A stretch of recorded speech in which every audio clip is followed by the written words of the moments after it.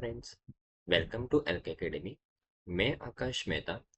आज हम डिस्कस करेंगे करंट अफेयर्स सितंबर थर्ड वीक के। Let's start with the first news. हमारी पहली न्यूज है फ्रेंड्स कि Afghanistan is set to begin the work on the TAPI pipeline. इसके बारे में बात करते हैं। बहुत ही इंपॉर्टेंट न्यूज है फ्रेंड्स, बहुत ही डिटेल में चर्चा करेंगे ये तापी पाइपलाइन के बारे में और कौन इसके ऊपर वर्क करने की शुरुआत करने वाला है। अफगानिस्तान, इसके बारे में बात करते हैं। तो न्यूज़ क्या है? तो Afghanistan is set to begin the work on the long awaited Turkmenistan, Afghanistan, Pakistan, India. TAPI का फुल फॉर्म है तुर्कमेनिस्तान, अफगानिस्तान, पाकिस्तान, इंडिया। ये तापी पाइपलाइन के ऊपर जो बहुत समय से काम पेंडिंग था उसके ऊपर अफगानिस्तान काम शुरू कर रहा है, right. It is a landmark $10 billion project that promises to enhance the regional energy connectivity and drive economic development. ये जो प्रोजेक्ट है Tapi pipeline friends, Turkmenistan, Afghanistan, Pakistan और इंडिया के अंदर होने वाला है। और ये प्रोजेक्ट टोटल $10 बिलियन का है और इसका मेन ऑब्जेक्टिव है to enhance the regional energy connectivity and drive economic development, right. और ये जो development comes after the years of delays primarily due to the security concerns in the Afghanistan. तो ये जो डेवलपमेंट हुआ है तापी पाइपलाइन के ऊपर जो अफगानिस्तान ने काम करना शुरू किया है वो बहुत सालों के बाद ये इनिशिएटिव लिया है। अफगानिस्तान के अंदर आपको पता ही होगा फ्रेंड्स कि तालिबान की सरकार चल रही थी और उसकी वजह से बहुत सारे डेवलपमेंट के काम और रुके गए थे वहां पे, बराबर ना? ओके। और अभी उसको फिर से शुरू किया जा रहा है, सिंपल, राइट। अगर मैं तापी पाइपलाइन की बात करूँ तो कहाँ से कहाँ कैसे वर्क करेगा, अगर हम उसके बारे में बात करें तो इसकी शुरुआत होगी फ्रेंड्स तुर्कमेनिस्तान से, जो सेंट्रल एशिया का पार्ट है।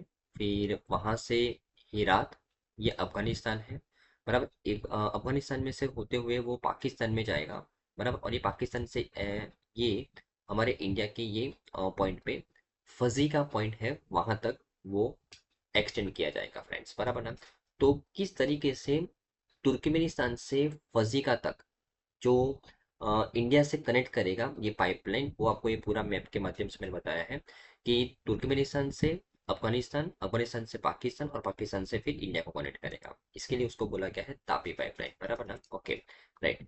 और अगर मैं इस तापी पाइपलाइन के बारे में बात करूँ तो Turkmenistan, Afghanistan, Pakistan, India pipeline is a major infrastructure project which is designed to transport the natural gas from the Galkynysh gas field in Turkmenistan through Afghanistan, Pakistan और इंडिया। नेचुरल गैस को यहाँ पे ट्रांसपोर्ट करने वाला है इस पाइपलाइन के माध्यम से, बराबर। आपको पता ही है कि सेंट्रल एशिया वो नेचुरल गैस का रिसोर्स है फ्रेंड्स, और सेंट्रल एशिया में तुर्कमेनिस्तान है।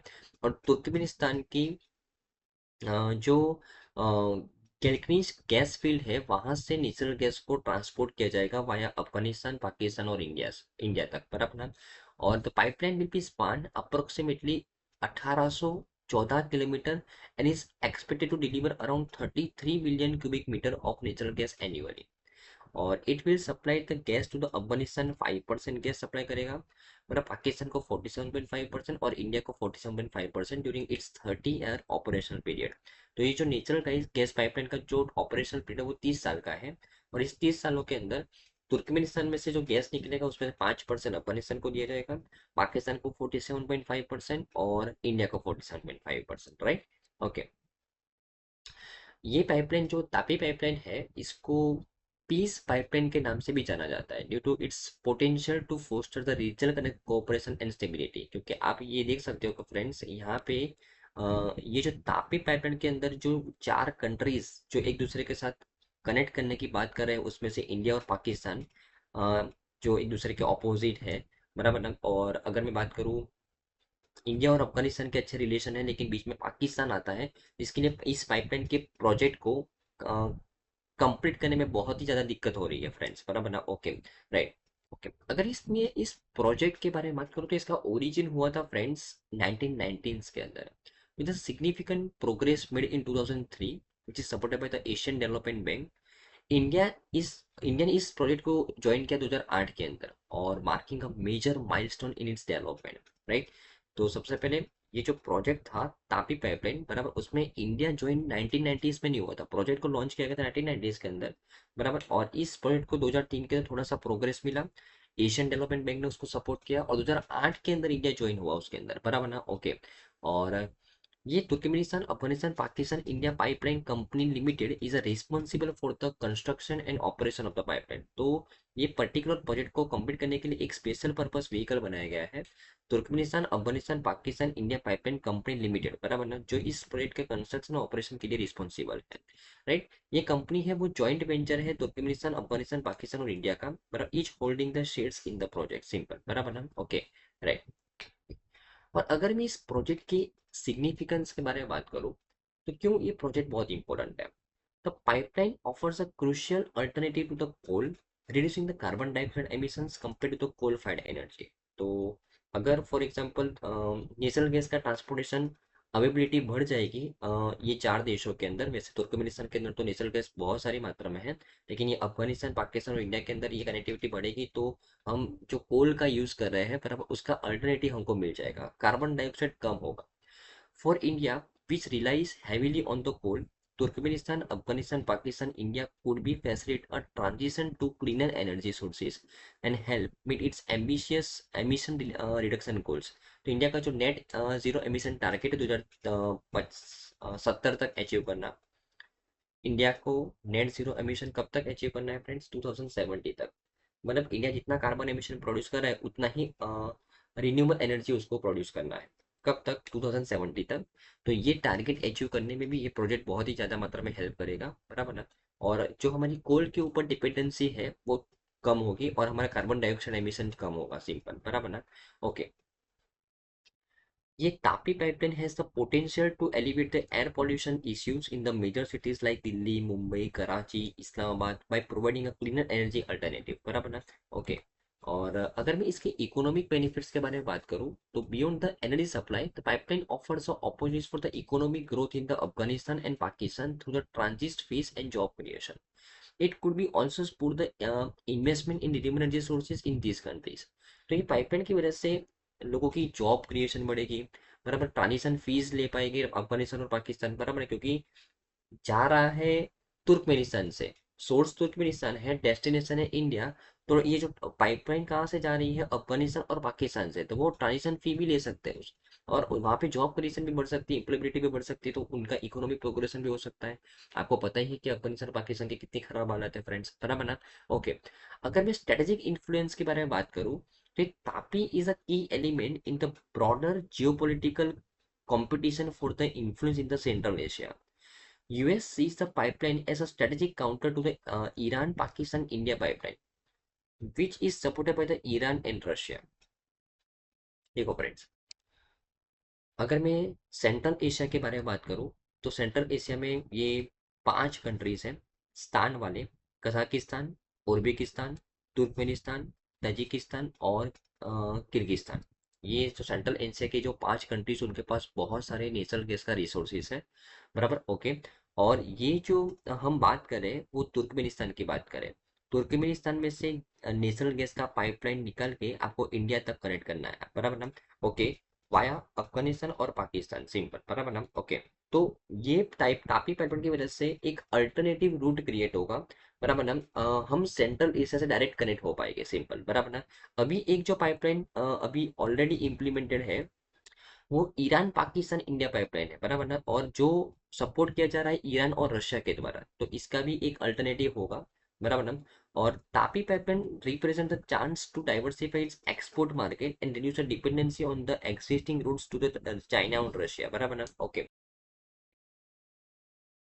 अगर मैं इस तापी पाइपलाइन के अंदर चैलेंजेस की बात करूं फ्रेंड्स, तो बहुत सारे चैलेंजेस भी है इस प्रोजेक्ट के अंदर, इसकी वजह से ये अभी तक इम्प्लीमेंट नहीं हो पा रहा है।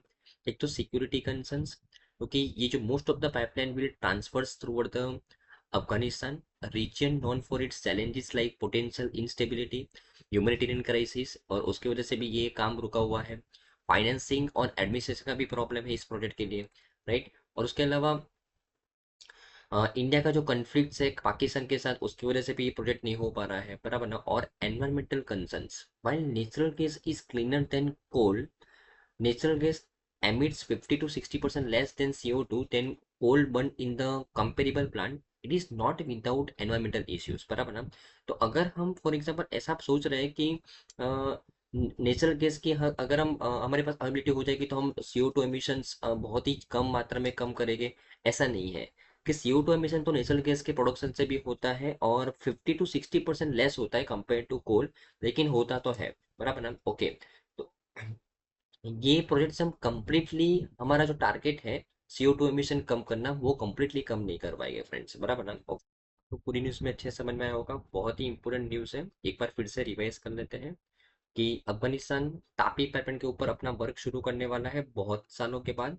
टोटल 10 बिलियन प्रोजेक्ट का वर्क है और टोटल 1990s के अंदर 1990s के अंदर इसको शुरू किया गया था और इंडिया ने 2008 के अंदर इसके अंदर एंटर किया। और 33 billion cubic metre of natural gas annually transport होगा अगर ये प्रोजेक्ट एक बार इम्प्लीमेंट होना शुरू कर दिया तो। और ये प्रोजेक्ट एक स्पेशल पर्पस व्हीकल बना रहा है Turkmenistan, Afghanistan, Pakistan, India pipeline company limited, बराबर ना। और चारों चार कंट्रीज इसके अंदर इक्वली शेयर होल्ड कर रहे हैं। Okay, right. चलो, हमारी नेक्स्ट न्यूज़ है फ्रेंड्स कि अभी रिसेंटली एक एक्सरसाइज हुआ, exercise Varuna, India France बायलिटरल Naval exercise Varuna. इसके बारे में बात करते हैं, बहुत ही इंपॉर्टेंट एक्सरसाइज है एक्सरसाइज वरुणा। तो Indian double ship Tabar and NRMR P-81 aircraft participate in the 22nd edition of India France bilateral exercise Varuna in the Mediterranean Sea। Exercise कहाँ पे हुआ? मेडिटेरियन सी के अंदर। इसके बारे में बात करते हैं। तो रिसेंटली 22nd एडिशन हुआ इंडिया फ्रांस का bilateral naval exercise Varuna took place in the Mediterranean sea. अभी देखो, मैंने आपको पहले भी बात बताया है कि एक्सरसाइज तीन फोर्सेस के बीच में होती है अलग अलग देशों के। एक तो आर्म फोर्सेस के सॉरी एयर फोर्सेस के बीच में, नवल फोर्सेस के बीच में और आर्मी के बीच में। कभी कभार कोस्ट गार्ड के बीच में भी एक्सरसाइज होती है, लेकिन नॉर्मली तीन ये आर्म फोर्सेस के बीच में एक्सरसाइज होती है, एयरफोर्स, नेवल और आर्मी। तो ये जो एक्सरसाइज है वो इंडिया और फ्रांस की नेवल फोर्सेस के बीच में हुई है, उसका नाम है वरुणा। और ये कहाँ पे हुई है? मेडिटेरियन सी के अंदर, बराबर ना। ओके, अभी मैं आपको बताऊंगा मेडिटेरियन सी कहाँ पे है। ये रहा फ्रेंड्स। तो ये रेड सी है, ये सुएज कैनाल है और सुएज कैनाल के माध्यम से हम मेडिटेरियन सी के अंदर एंटर हो सकते हैं। तो ये जो मेडिटेरियन सी है ना फ्रेंड्स, वहां पे इस एक्सरसाइज को कंडक्ट किया गया, बराबर ना। ओके, और ये रहा फ्रांस, बराबर ना। ओके, तो ये मेडिटेरियन सी के अंदर इस एक्सरसाइज को कंडक्ट किया हमने। और इंडिया की तरफ से इस एक्सरसाइज के अंदर INS ताबर एक फ्रंट लाइन स्टेल्थ ब्रिगेड है, बराबर, और उसने पार्टिसिपेट किया। और LRMR एयरक्राफ्ट P-81 ने पार्टिसिपेट किया, बराबर ना। ओके, ध्यान में रखना है। और these joint exercise are conducted either in the Indian Ocean और द मेडिटेरियन सी। तो ये जो इंडिया और फ्रांस के बीच में जो नवल एक्सरसाइज है वरुणा, वो अगर फ्रांस के अंदर होती है तो मेडिटेरियन सी के अंदर होती है, और अगर इंडिया के अंदर होती है तो इंडियन ओशन रीजन के अंदर होती है, बराबर ना। ओके, और कौन कौन से ऑपरेशंस कंडक्ट किए जाते हैं? तो advance naval operations including the tactical manoeuvres, anti submarine warfare exercise, flight exercise, air defence exercise, live weapon firings, photo ex मतलब photogenic photographic exercise and steam cast, ऐसे कुछ ऑपरेशंस यहाँ पे कंडक्ट किए गए। और अगर मैं इंडिया और फ्रांस के बीच में अगर अदर जॉइंट एक्सरसाइज की बात करूँ, तो इंडिया और फ्रांस के बीच में डेजर्ट नाइट 21 और गरुड़ा, ये एयरफोर्स की एक्सरसाइज है। और अगर मैं आर्मी की बात करूँ तो शक्ति एक्सरसाइज होती है। नवल एक्सरसाइज वरुणा, एयरफोर्स के एक्सरसाइज में डेजर्ट नाइट 21 और गरुड़ा, और आर्मी के एक्सरसाइज में शक्ति, बराबर नहीं, ध्यान में रखना है इंडिया और फ्रांस के बीच में। ओके, तो सिंपल न्यूज थी, बहुत इंपॉर्टेंट थी लेकिन, बराबर ना। ओके, यहाँ पे मैंने आपको एक लिस्ट बनाया है कि joint exercise with India, India के साथ अलग अलग कंट्री कौन कौन से एक्सरसाइज करती है। लाइक फॉर एग्जांपल ऑस्ट्रेलिया की बात करूँ तो ऑस्ट्रा हिंद, फिर बांग्लादेश से हम संप्रीति, चाइना से हैंड इन हैंड। ये अभी अभी रिसेंट लगभग एक दो साल पहले का न्यूज़ है, एक दो साल पहले का UPSC का क्वेश्चन है कि हैंड इन हैंड एक्सरसाइज हम किसके साथ करते हैं? चाइना के साथ, फ्रांस के साथ शक्ति, इंडोनेशिया के साथ गरुड़ा शक्ति, कजाकिस्तान प्रबल दोस्ती, देन किर्गिस्तान के साथ खंजर, मालदीव के साथ युवेरी सॉरी इकुवेरी, बहुत इंपॉर्टेंट है, बराबर ना। ओके, देन मंगोलिया के साथ नोमेडिक एलिफेंट, म्यांमार के साथ इम्बेक्स, नेपाल के साथ सूर्य किरण, बहुत बार एग्जाम में आ चुका है, ओमान के साथ अल नगा, रशिया के साथ इंद्र, सीजर के साथ लेमिटी, श्रीलंका के साथ मित्र शक्ति, ये भी बहुत इंपॉर्टेंट है। थाईलैंड के साथ मैत्री, यूके के साथ अजय वॉरियर, यूएसए के साथ युद्ध अभ्यास, अभी अभी हमने रिसेंट किया। यूएसए के साथ वज्र प्रहार भी करते हैं फ्रेंड्स आप, राइट। तो ये कुछ बहुत ही इंपॉर्टेंट एक्सरसाइज, जस्ट एक बार रिवाइज कर लेना, राइट। ओके, हमारा नेक्स्ट है फ्रेंड्स कि India's first steel carbon study which is based on wetlands to address the challenges of climate adaptation and resilience, इसके बारे में बात करें तो पहली बार हम स्टील कार्बन के ऊपर स्टडी कर रहे हैं, बराबर ना। और ये स्टडी का मेन ऑब्जेक्टिव है कि इसका इम्पैक्ट क्या होता है क्लाइमेट एडेप्टेशन और रेजिलियंस के अंदर, इसके बारे में बात करें। India's first study on steel carbon was undertaken at the Keoladeo national park in Rajasthan, Bharatpur district. तो केवलादेव नेशनल पार्क के अंदर, जो राजस्थान के अंदर है, राजस्थान के भरतपुर डिस्ट्रिक्ट के अंदर, वहां पे स्टील कार्बन के ऊपर स्टडी किया गया। तो एग्जाम पॉइंट ऑफ व्यू से केवलादेव नेशनल पार्क कहाँ का है, राजस्थान का है, ध्यान में रखना है, एक स्टैटिक क्वेश्चन बन सकता है। Research has found elevated methane emissions, leading to a recommendation to use the specialized biochar to reduce this level. It highlighted the importance of the wetland conservation in addressing the climate adaptation and resilience challenges. The pilot project aimed to develop the nature-based solution to address the climate change. बराबर ना। अभी actually ये तिल carbon क्या होता है friends, बराबर, जिसका स्टडी यहाँ पे केवलादेव नेशनल पार्क के अंदर किया गया है। तो अगर मैं तिल कार्बन के बारे में बात करूं तो teal carbon is refers to the carbon stored in the fresh water non tidal wetlands including the vegetation, microbial biomass and dissolve and particulate organic matter. तो फ्रेश कार्बन क्या होता है, अरे सॉरी, तिल कार्बन क्या होता है फ्रेंड्स, तो एक ऐसा कार्बन कि जो फ्रेश वाटर के अंदर स्टोर हुआ होता है, बराबर ना, राइट। और वेटलैंड्स के अंदर, वेजिटेशन के अंदर, मतलब माइक्रोबियल बायोमास के अंदर, मतलब जो फ्रेश वाटर होता है, जो टाइडल वाटर नहीं होना चाहिए, मतलब स्थिर पानी होना चाहिए, बराबर ना। ओके, वहां पे जो कार्बन स्टोर हुआ होता है उसको बोलते हैं तिल कार्बन फ्रेंड्स, बराबर ना।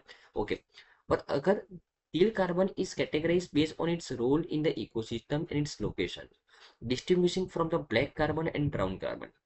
Unlike the black and brown carbon, which are formed from the incomplete combustion of organic matter and contribute to the climate change, till carbon focuses on the carbon sequestration within the wetland ecosystem. बराबर ना। Okay, तो actually देखो तिल carbon है ना, वो ज़्यादा better है कंपेयर टू ब्राउन कार्बन और ब्लैक कार्बन, क्योंकि ये जो ब्लैक कार्बन और ब्राउन कार्बन है वो इनकम्प्लीट कंबशन की वजह से होता है और वो एटमॉस्फेयर के अंदर स्प्रेड होते हैं।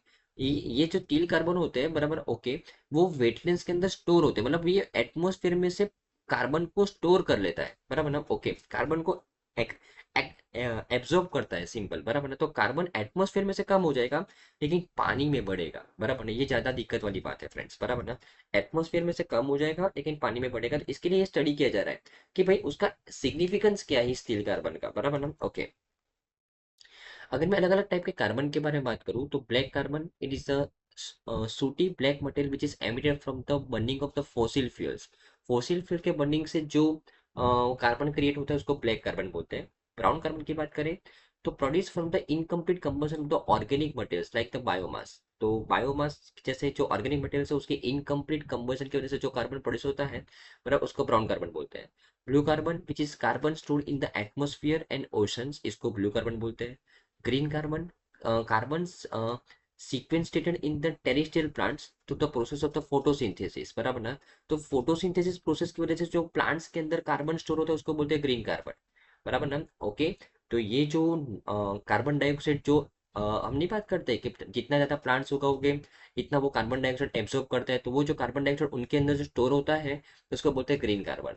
Grey carbon which is emitted from the industrial process and stored in the fossil fuels, और red carbon release by the biological particles focus on the snow and ice, बराबर ना। और ये जो तिल कार्बन है वो वेटलैंड्स के अंदर स्टोर होता है फ्रेंड्स, बराबर, ध्यान में रखना है।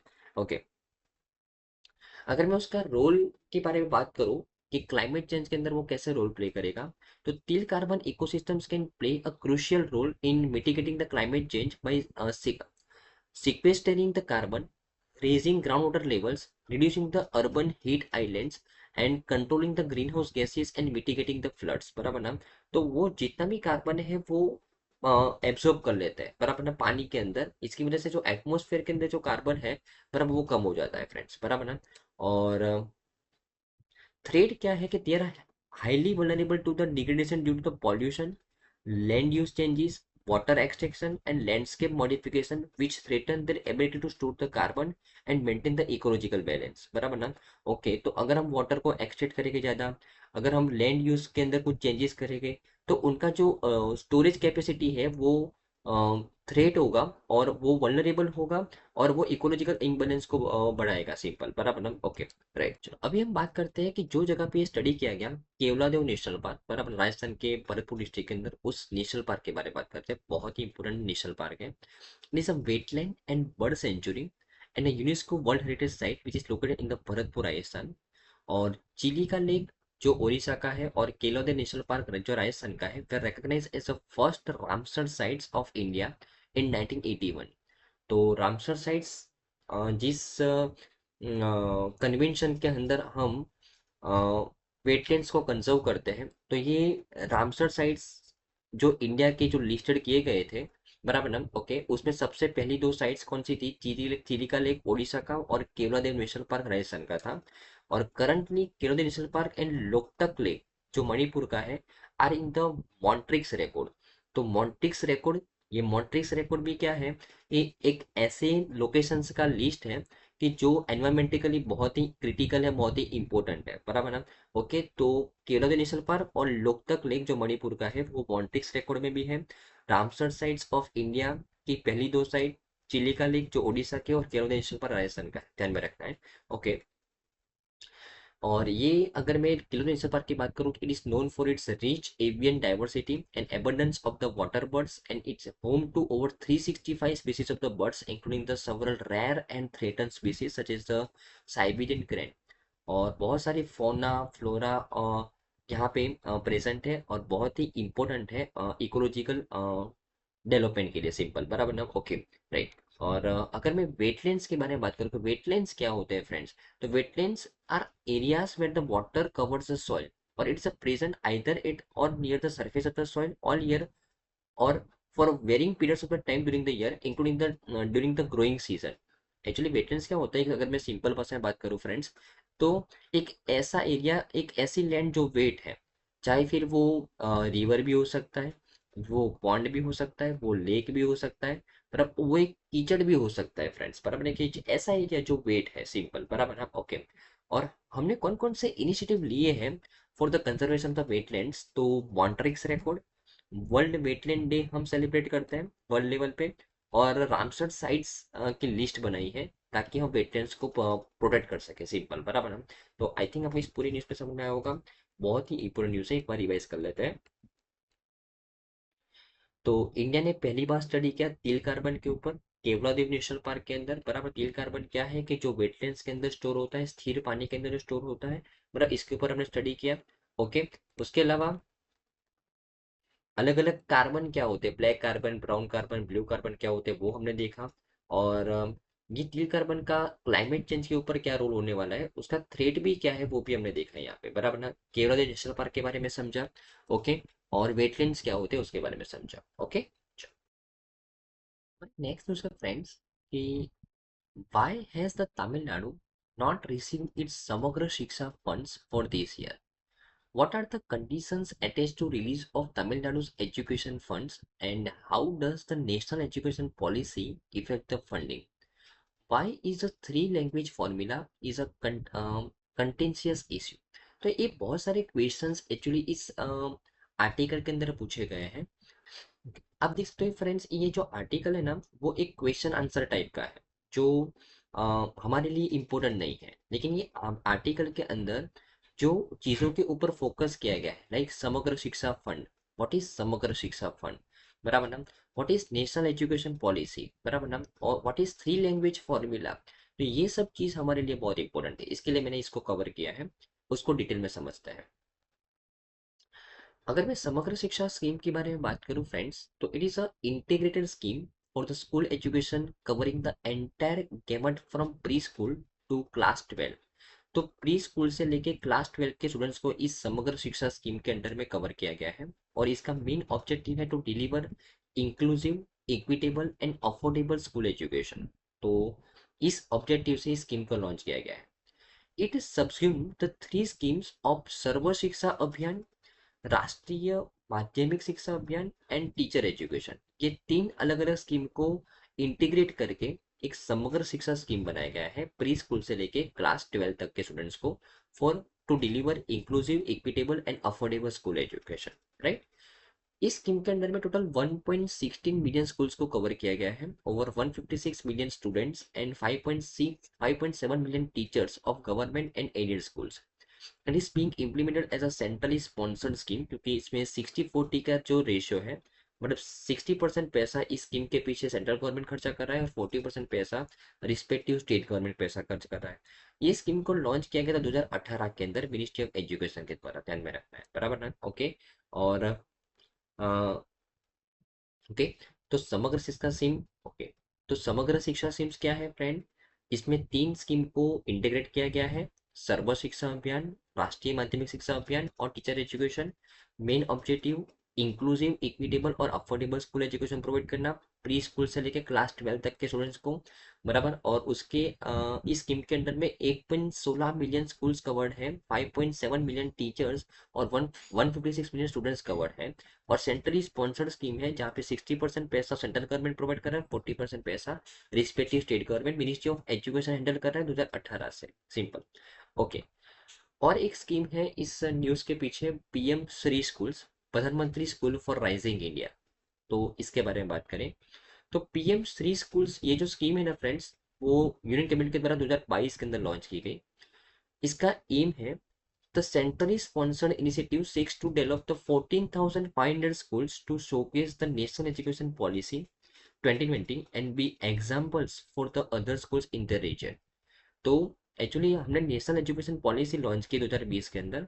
इस नेशनल एजुकेशन पॉलिसी के आधार पे टोटल पूरे देश के अंदर 14,500 स्कूल्स डेवलप करना है। एक एक रोल मॉडल्स, एक ऐसे स्कूल की जो रोल मॉडल बनेगी बाकी स्कूल्स के लिए। और ये 14,500 जो स्कूल्स है उसको नाम दिया गया है पीएम श्री स्कूल्स, प्रधानमंत्री स्कूल फॉर राइजिंग इंडिया, जहाँ पे नेशनल एजुकेशन पॉलिसी के अकॉर्डिंग सारा काम किया जाएगा, सिंपल, बराबर ना, ओके। और एप्लीकेबिलिटी की अगर बात करूँ, the scheme is for existing elementary, secondary and senior secondary schools which is run by the central government and state and local governments around the country। और फाइनेंशियल आउटले की बात करूँ, the schemes total project cost is ₹27,360 crore with a central share of 18,128 crore over the 5 years, बराबर ना। तो 2022-23 से लेकर 2026-27 तक टोटल 14,500 पीएम श्री स्कूल बनाने हैं, जो एक रोल मॉडल की जैसे काम करेंगे अदर स्कूल के लिए कि किस तरीके से हम नेशनल एजुकेशन पॉलिसी को इंटीग्रेट कर सकते हैं, बराबर ना। टोटल 27,360 करोड़ का बजट है, जहाँ पे 18,128 करोड़ रुपया सेंट्रल गवर्नमेंट लगाएगी और बाकी का पैसा स्टेट गवर्नमेंट लगाएगी, सिंपल, बराबर ना, ओके। ओके, अगर मैं टारगेट के बारे में बात करूं तो स्टेट्स और unitaries have to work to ensure the zero drop out rates in all grades within the 2 years of the implementation, comply with the norms for the pupil teacher ratio and implement the innovative pedagogy such as the activity based, sports based, art based and toy based learning, बराबर ना। तो national education policy के जो कुछ targets है वो इस school के अंदर में इंप्लीमेंट किए जाएंगे। कौन कौन से टारगेट, उसमें से कुछ टारगेट अगर हम बात करें तो 2 साल के बाद ये इम्प्लीमेंट, अगर फॉर एग्जाम्पल एक स्कूल बनाया गया और उसके 2 साल के बाद उस स्कूल में से जो ड्रॉप आउट रेट है वो जीरो होना चाहिए, बराबर। प्यूपिल टीचर रेशियो प्रॉपर होना चाहिए। इनोवेटिव पेडागोजी, मतलब जो पढ़ाने का तरीका है वो इनोवेटिव होना चाहिए, मतलब एक्टिविटी बेस होना चाहिए, स्पोर्ट्स बेस होना चाहिए, आर्ट्स बेस होना चाहिए, टॉय बेस होना चाहिए, बराबर ना। ओके, तो ये कुछ नेशनल एजुकेशन पॉलिसी के कुछ कंपोनेंट्स है वो एक पर्टिकुलर स्कूल में इंप्लीमेंट हो गए। अगर मैं स्टेटिस्टिक्स की बात करूँ तो पीएम श्री डैशबोर्ड, एक डैशबोर्ड बनाया गया है कि भाई कितनी स्कूल बनाई गई हम पीएम श्री स्कूल, कैसे वो काम कर रही है। तो इस डैशबोर्ड की अगर हम बात करें तो PM Shri dashboard online currently list 10,077 schools, of which 839 are केंद्रीय विद्यालय and 599 are Navodaya Vidyalaya which is both run by the central government. और बाकी की जो 8,639 स्कूल्स है वो स्टेट और लोकल गवर्नमेंट के द्वारा हैंडल हो रही है। टोटल 14,500 का टारगेट है, उसमें 10,000 हमने ऑलरेडी बना दी है। टॉप अचीवर की बात करें तो UP as a most PM Shri schools 1865 UP के अंदर है, सेकंड नंबर पे महाराष्ट्र और थर्ड नंबर पे आंध्र प्रदेश है, बराबर ना, ओके। तो ओके, और अगर मैं पीएम श्री स्कूल्स के कुछ फीचर्स के बारे में बात करूँ तो the scheme is implemented through the existing administrative structure for the समग्र शिक्षा, केंद्रीय विद्यालय and Navodaya Vidyalaya and comprise following the features. तो एक तो इक्विटेबल एजुकेशन मिलना चाहिए इस स्कीम के अंदर में। अगर मैं स्कूल्स के फीचर्स के बारे में बात करूँ तो इस स्कूल के अंदर इक्विटेबल एजुकेशन मिलता है which is focus on diverse background, multilingual needs and varied academic abilities. Green school initiatives यहाँ पे लिए गए हैं। तो जो incorporate environment friendly aspects like the solar panels का यूज किया गया है, एलईडी लाइट्स का यूज किया गया है, nutrition gardens, waste management and water conservation, right ना। और इनोवेटिव पेडागोजी, जहाँ पे एक्सपेरिमेंटल, हॉलिस्टिक और लर्नर सेंटर टेक्निक मेथड से पढ़ाया जाता है। असेसमेंट एंड क्वालिटी एश्योरेंस के लिए बहुत सारे फ्रेमवर्क का यहाँ पे यूज किया जाता है, बराबर ना। तो अभी अगर मैं इस आर्टिकल के बारे में बात करूँ तो इस आर्टिकल के अंदर एक्चुअली क्या बोला गया है कि तमिलनाडु को समग्र शिक्षा फंड इस साल का नहीं दिया है सेंट्रल गवर्नमेंट ने। अभी इसका कारण क्या है, क्योंकि तमिलनाडु है ना नेशनल एजुकेशन पॉलिसी को इम्प्लीमेंट नहीं करना चाहता अपने स्टेट के अंदर। क्योंकि नेशनल एजुकेशन पॉलिसी के अंदर क्या बोला गया है कि इस पॉलिसी के अंदर में 3 लैंग्वेज के ऊपर फोकस किया गया जाएगा, बराबर ना। कौन कौन से, एक तो इंग्लिश, हिंदी और कंपलसरी रीजनल लैंग्वेज, बराबर ना। मतलब इंग्लिश कंपलसरी सीखना है, हिंदी कंपलसरी सीखना है एक पर्टिकुलर स्टूडेंट को, और अपनी रीजनल लैंग्वेज। ये 3 लैंग्वेज का फॉर्मूला है नेशनल एजुकेशन पॉलिसी के अंदर। लेकिन तमिलनाडु गवर्नमेंट क्या कहती है, तमिलनाडु के लोग क्या करते हैं, कहते हैं कि हम तो मात्र इंग्लिश और अपनी रीजनल लैंग्वेज ही सीखेंगे, कंपल्सन इन दोनों का ही रखेंगे। अगर हिंदी को किसी को चूज करना है तो कर सकता है, लेकिन हम कंपल्सन प्रोवाइड नहीं करेंगे। मतलब तमिलनाडु गवर्नमेंट 2 लैंग्वेज फॉर्मूला के ऊपर काम करना चाहती है, और नेशनल एजुकेशन पॉलिसी के अंदर 3 लैंग्वेज फॉर्मूला का यूज किया गया है, बराबर ना। जहाँ पे हिंदी को भी प्रमोट किया है, जो तमिलनाडु गवर्नमेंट इंप्लीमेंट नहीं करना चाहती। और इसके लिए वो नेशनल एजुकेशन पॉलिसी को इंप्लीमेंट नहीं करी अपने राज्य के अंदर। और इसकी वजह से सेंट्रल गवर्नमेंट ने समग्र शिक्षा फंड्स के अंदर में जो पैसा उसको मिलना चाहिए, जैसे हमने देखा कि 60% पैसा सेंट्रल गवर्नमेंट प्रोवाइड करता है, वो उसको नहीं मिला है इस साल का। ऐसा तमिलनाडु गवर्नमेंट बोल रहा है, सिंपल, बराबर ना। तो आई थिंक आपको इस चीज में समझ में आया होगा, न्यूज इंपॉर्टेंट है। समग्र शिक्षा फंड और पीएम श्री स्कूल क्या है वो आपको समझ में आया होगा फ्रेंड्स, ओके, राइट। हमारे नेक्स्ट जो फ्रेंड्स, ग्राम सड़क योजना के बारे में, इसके बारे में बात करें। प्रधानमंत्री ग्राम सड़क योजना फोर्थ, ये अभी रिसेंटली लॉन्च किया गया है, उसके बारे में बात करें। Union cabinet has approve the Pradhan Mantri Gram सड़क योजना four for the period of 2024-25 से लेकर 2028-29। तो ये समय के लिए प्रधानमंत्री ग्राम सड़क योजना 4 को अभी अप्रूव किया गया है, aiming to enhance the rural connectivity by constructing the 62,500 kilometre of the new all weather roads. तो ये जो प्रधानमंत्री ग्राम सड़क योजना 4 का जो मेन टारगेट है, अभी प्रधानमंत्री ग्राम सड़क योजना का ही टारगेट क्या है कि रूरल कनेक्टिविटी को इंप्रूव करना। और इस फोर्थ फेज के अंदर टोटल 62,500 किलोमीटर के रोड बनाए जाएंगे, ऑल वेदर रोड बनाए जाएंगे, राइट। अगर मैं कवरेज की बात करूं तो initiative will connect the 25,000 unconnected habitations with the population of over 500 in the plains, over 250 in the northeast and hilly states, and over 100 in the left wing extremism affected district, बराबर ना। तो यहाँ पे planning क्या है, total 25,000 unconnected habitations को यहाँ पे कनेक्ट करने की बात चल रही है। 25,000 आप बोल सकते हो विलेज को कनेक्ट करने की बात चल रही है अर्बन एरिया से, कि ऐसे विलेज कि जहाँ पे जो नॉर्मल स्टेट है वहाँ पे 500 से ज़्यादा लोग रहते हैं, बराबर ना, उनको कनेक्ट करने की बात चली है। जो नॉर्थ ईस्टर्न और हिली स्टेट से जहाँ पे 250 से ज़्यादा लोग रहते हैं, उन लोगों को कनेक्ट करने की बात चल रही है। और जो left wing extremism affected district है, बराबर, अगर वहाँ पे 100 से ज़्यादा लोग रहते हैं तो ऐसे उन लोगों के विलेज को कनेक्ट करने की बात चल रही है इस प्रधानमंत्री ग्राम सड़क योजना 4 के अंदर, सिंपल, बराबर ना। ओके, और ये जो न्यू रूट्स क्यों बनाए जा रहे हैं, are expect to categorise the socio economic development in the remote rural area and improve the access to the educational, health, market and growth centres, and the scheme is design to create the 40 crore human days of work employment, बराबर। तो ये scheme के माध्यम से जो employment है वो भी बढ़ेगा फ्रेंड्स, बराबर ना, ओके। और अगर मैं प्रधानमंत्री ग्राम सड़क योजना की बात करूँ तो सेंट्रल गवर्नमेंट की स्कीम है, जो 2000 के साल में इसको लॉन्च किया गया था, to provide the all weather road connectivity to the unconnected rural habitations. तो 2000 के साल में इसको लॉन्च किया गया था प्रधानमंत्री ग्राम सड़क योजना। अभी उसके फोर्थ फेज की हम बात कर रहे हैं, बराबर ना, ओके। और ये जो स्कीम थी वो ओरिजिनली 100% सेंट्रली स्पॉन्सर्ड स्कीम थी, बराबर। लेकिन 2015-16 से इस स्कीम को सेंट्रली स्पॉन्सर्ड स्कीम बनाया गया। जहाँ पे 60% पैसा सेंट्रल गवर्नमेंट और 40% पैसा स्टेट गवर्नमेंट खर्चा करता है। और around 8 lakh kilometre of the rural roads have been build and 1,80,000 habitations were connected under the various phases of the Pradhan Mantri Gram सड़क योजना। तो अभी तक 8 लाख किलोमीटर को हम ऑलरेडी बना चुके हैं, 1,80,000 हैबिटेशन को हम ऑलरेडी कनेक्ट कर चुके हैं। और ये जो फोर्थ फेज का टारगेट है 4 साल का, 25,000 हैबिटेशन को और कनेक्ट करना है और 62,500 किलोमीटर का रोड बनाना है। सिंपल, बराबर ना? Okay, right. तो सिंपल न्यूज़ थी, बहुत इंपॉर्टेंट न्यूज़ थी फ्रेंड्स, आपको समझ में आया होगा फ्रेंड्स। ओके, चलो। ओके, हमारी नेक्स्ट न्यूज़ है फ्रेंड्स, बहुत ही इंपॉर्टेंट न्यूज़ है कि अभी रिसेंटली सेंट्रल गवर्नमेंट के द्वारा अनाउंसमेंट किया गया है कि 5 लाख हर एक लोगों को दिया जाएगा, हर एक घर को, to transform the tribal houses in the home stage. क्या कह रहा है ये स्कीम कि एक्चुअली ये जो स्कीम है ना, वो स्वदेश दर्शन स्कीम का पार्ट है। स्वदेश दर्शन स्कीम के अंदर में जो टूरिस्ट डेस्टिनेशन है, स्पेसिफिकली जो ट्राइबल विलेजेस है, वहाँ पे जो ट्राइबल लोग रहते हैं, वो हर एक ट्राइबल लोगों को यहाँ पे 5 लाख देने की बात चल रही है, ताकि वो अपने घर को टूरिस्ट होम स्टे बना सके, ताकि वहाँ पे टूरिज्म भी बढ़े और उन लोगों की इनकम भी बढ़े। सिंपल, बराबर ना? तो इसके लिए हर एक ट्राइबल कम्युनिटी को, मतलब हर एक ट्राइबल परिवार को, जो ट्राइबल विलेजेस जो स्वदेश दर्शन स्कीम का जो पार्ट है, बराबर ना, उनको 5 लाख रुपए दिया जाएगा ताकि वो अपने घर को टूरिस्ट होम स्टे बना सके। सिंपल, बराबर ना? Okay, right. और this is meant to tap the tourist potential of the tribal area and to provide the alternative livelihood in the official statement state. और this is one of the 25 interventions planned under the Pradhan Mantri Janjati Unnat Gram Abhiyan, an umbrella package to implement the existing schemes in the 63,000 scheduled tribe majority villages। बराबर ना?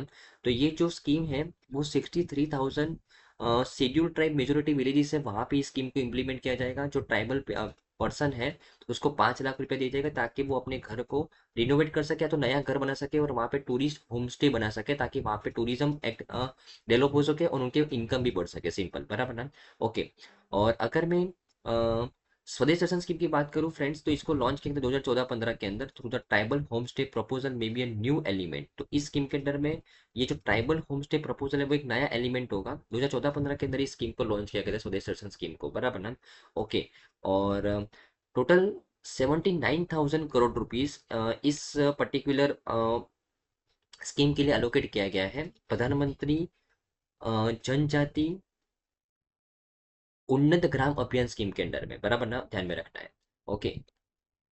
तो अगर मैं बात करूं प्रधानमंत्री जनजातीय उन्नत ग्राम अभियान, तो लॉन्च ऑफ द प्रधानमंत्री जनजातीय Unnat Gram Abhiyan scheme makes a major effort to improve the living standard of the tribal families in the 63,000 villages. बराबर ना? तो 63,000 विलेजेस जो जहाँ पे ट्राइबल मेजोरिटी है, उन सभी विलेज को डेवलप करना है, इस स्कीम का मेन ऑब्जेक्टिव है। प्रधानमंत्री जनजातीय उन्नत ग्राम अभियान जो इस साल के बजट में लॉन्च किया गया 2024 के बजट में, और इसी स्कीम का पार्ट है ये अपने घर को होम स्टे में कन्वर्ट करना, बराबर ना? ये जो स्कीम है ट्राइबल पीपल के लिए जो लॉन्च किया गया है 5 लाख रुपए देने का, बराबर, ये इसी स्कीम का पार्ट है, बराबर ना? ओके। और ये जो स्कीम है वो स्वदेश दर्शन स्कीम का पार्ट है जो 2014-15 के अंदर लॉन्च किया गया था फ्रेंड्स, बराबर ना? Okay, right.